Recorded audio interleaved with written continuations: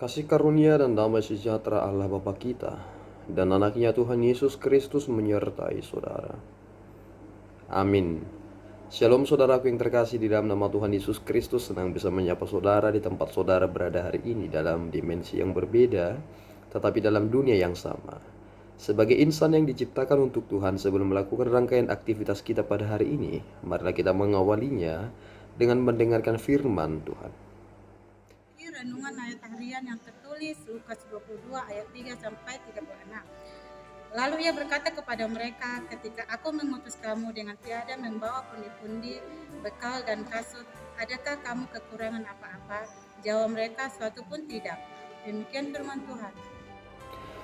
Saudaraku yang terkasih di dalam nama Tuhan Yesus Kristus, kita harus menyadari bahwasanya meskipun kita disebut sebagai pribadi-pribadi yang sudah rohani, tetapi kerap sekali kerohanian kita mengalami bencana ketika kita menghadapi suatu keadaan yang mana kita lebih mementingkan hal-hal duniawi.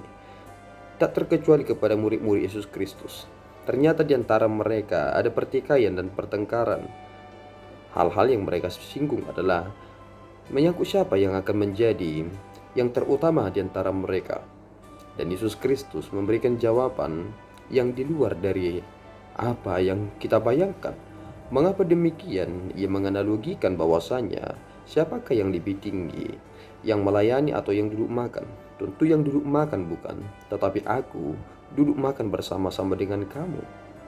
Dari hal itu kita langsung menerima jawaban yang menohok bahwasanya kamu tidak pantas untuk mengatakan hal yang demikian, menuntut siapa yang akan tertinggi di antara kami, karena engkau tidak ku perbuat sebagai sosok yang harus seperti itu, dan aku telah memberikan diriku kepadamu, dan itu adalah yang terpenting. Apakah hakmu untuk menuntut semua itu sehingga aku harus memberikannya kepadamu? Ketika kita memikirkan ini, kita juga kerap mengalami hal yang serupa terkait tentang hal yang menyangkut kebutuhan hidup kita. Tatkala kita juga menjadi orang yang penuh dengan kekhawatiran bahwasanya kita memiliki ekspektasi yang tinggi, tetapi realita kita tidak memiliki kekuatan ekonomi. Dan akibatnya siapa yang sering kita salahkan dalam hal ini? Yang kerap kita salahkan adalah Allah.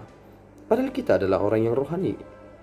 Tetapi kerap perbuatan kita tidak mencerminkan kerohanian kita.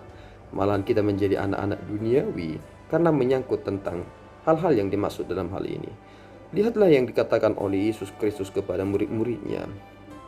Ketika aku mengutus kamu dengan tiada membawa pundi-pundi, bekal dan kasut, adakah kamu kekurangan apa-apa? Jawab mereka, suatu pun tidak.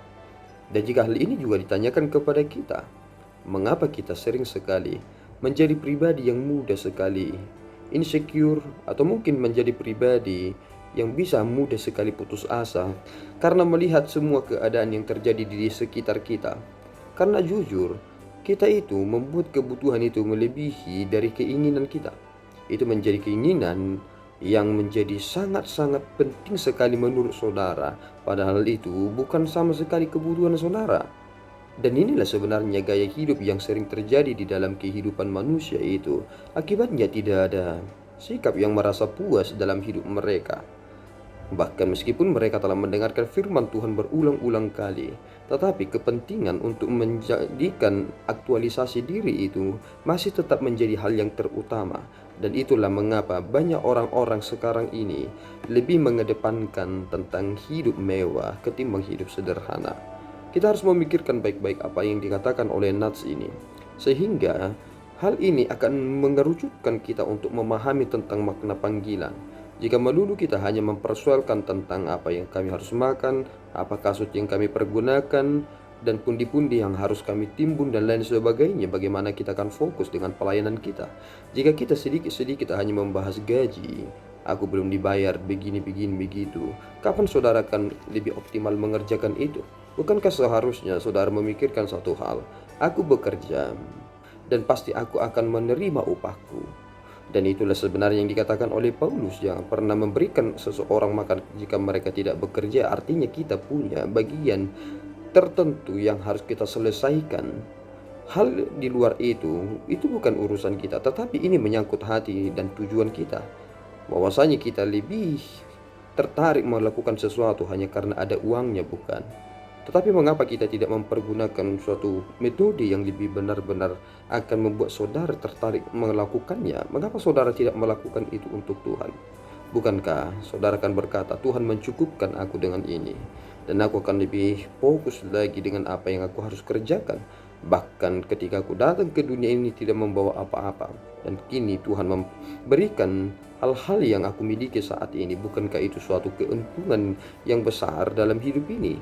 Tetapi mengapa kita masih berkata, Tuhan tidak memperhatikanku?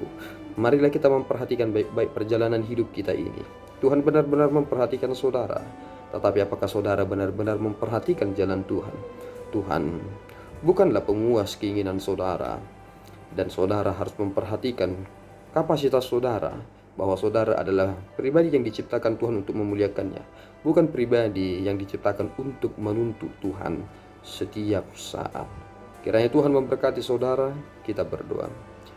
Ya Tuhan, kami bersyukur atas berkat-Mu. Terima kasih Bapa atas berkat-Mu. Engkau menyertai kami dan menyatakan kemurahan hati-Mu kepada kami, bahwasanya Tuhan mencukupkan kami dalam perjalanan hidup kami, meskipun kami berjalan tidak membawa apapun. Tolonglah kami ya Bapa, dan tuntunlah kami supaya kami sungguh-sungguh memuliakan-Mu meskipun dalam ketidakadaan kami. Dan meskipun kami telah memiliki sedikit dari apa yang Tuhan berikan dari dunia yang bisa memberikan kebutuhan kami, tetapi kami tidak pernah lupa bahwa Engkaulah yang terutama. Terpuji Engkau Bapa, dalam Yesus kami berdoa dan mengucap syukur. Anugerah Tuhan kita Yesus Kristus, kasih setia Allah Bapa, dan persekutuan Roh Kudus menyertai saudara. Amin. Tuhan Yesus memberkati.